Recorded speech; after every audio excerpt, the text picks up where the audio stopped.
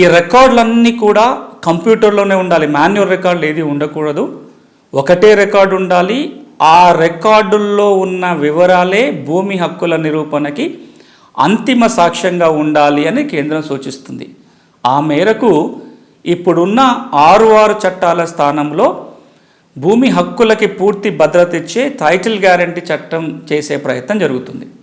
దానికోసం ఒక ముసాయిదా చట్టాన్ని తయారు చేశారు. అన్ని రాష్ట్రాలకు ఆ చట్టాన్ని పంపారు. రాష్ట్ర ప్రభుత్వం ఈ ముసాయిదా చట్టం మేరకు కొత్త చట్టం చేసుకోవాల్సి ఉంటుంది. ఈ మేరకు ఇప్పటికే నీతి ఆయోగ్ ఒక ఎక్స్పర్ట్ కమిటీ కూడా ఒక ముసాయిదాని రూపొందించింది, రిపోర్ట్ ఇచ్చింది. అన్ని రాష్ట్రాలకు సూచన ఏంటంటే 6 చట్ట స్థానంలో ల్యాండ్ టైటిలింగ్ చట్టాన్ని రూపొందించుకోవాలని. ఆ మేరకు 2024 నాటికి ఈ మార్పు రావాలి అని కేంద్రం ఆశిస్తుంది.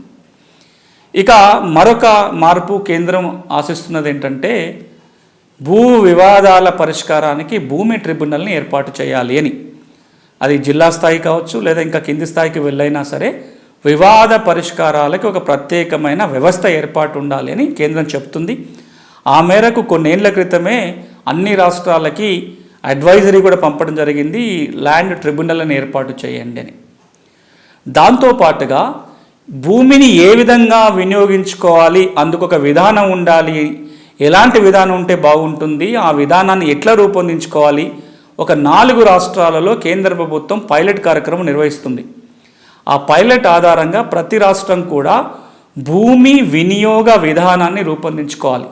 ఈ రోజున వ్యవసాయ భూమి కాస్త రేపు ఉదాహరణకి అది వ్యవసాయేతర భూమిగా మారిపోతుంది. వేల లక్షల ఎకరాలు వ్యవసాయేతర అవసరాలకు వెళ్ళిపోతున్నాయి.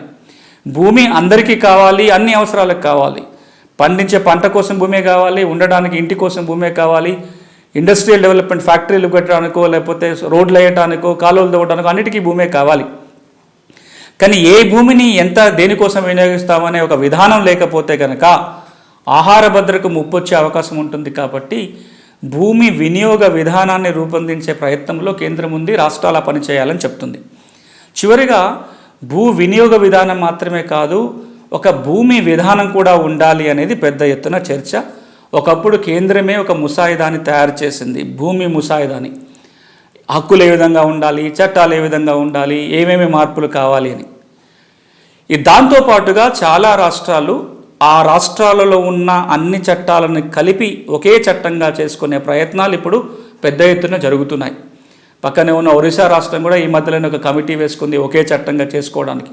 చట్టాలలో గందరగోళం పోవాలంటే, ఇప్పటికి అవసరాలకు తగ్గట్టుగా చట్టం ఉండాలి అంటే భూమికి ఒకే ఒక చట్టం రాష్ట్ర స్థాయిలో ఉంటే బాగుంటుందనే ఉద్దేశంతో అన్ని రాష్ట్రాలు కూడా ఒకే చట్టాన్ని చేసుకునే మార్గంలో ప్రయాణం చేస్తున్నాయి. ఇవి కేంద్రం ఆశిస్తున్న మార్పులు.